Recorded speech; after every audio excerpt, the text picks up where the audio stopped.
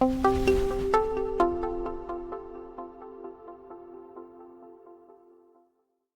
would someone hire a business valuation expert to assess a business prior to purchasing it, or is that the seller, or does that either end of the spectrum, It seller or happens buyer? on both sides. Both sides. We can work for the buyer, we can work for the seller, we can work on a joint engagement. Those are tough, but they do happen when we're asked to do so. And I'll go back to the idea where a business owner is looking to sell his business to his employees, that management buyout scenario. Often the business owners know what the value is, they know what they want to sell at, but they don't know where to begin the negotiation process.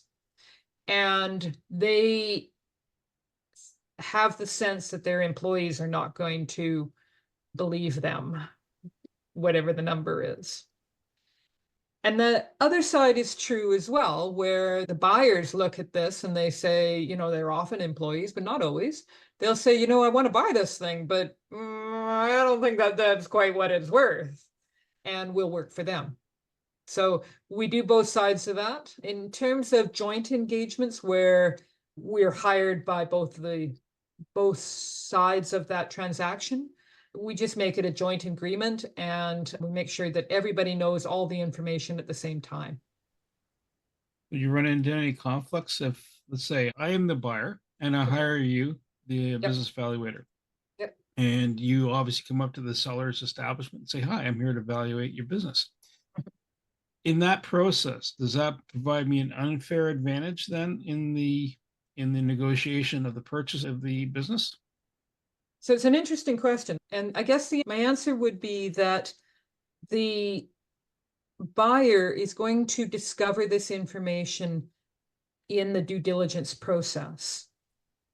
And they may or may not recognize the impact of the information, either because they're not sophisticated or they've never come across this kind of thing before.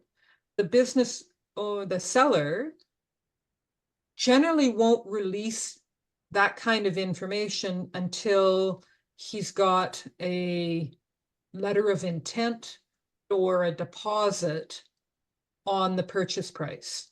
So the business owner is going to negotiate as much as he can to get the deal done before he has to open the kimono, so to speak.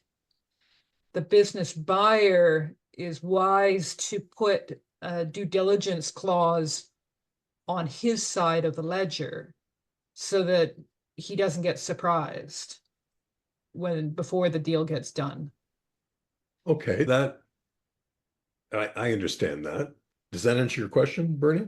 Oh, absolutely. In fact, it almost reminds me of being involved in a sale of a piece of property and the due diligence process with the legal team, both from the buyer and the seller. And we went through, like, what are the agreements that are in place? An inventory of everything is as it stands now and the arrangements relative to rental agreements.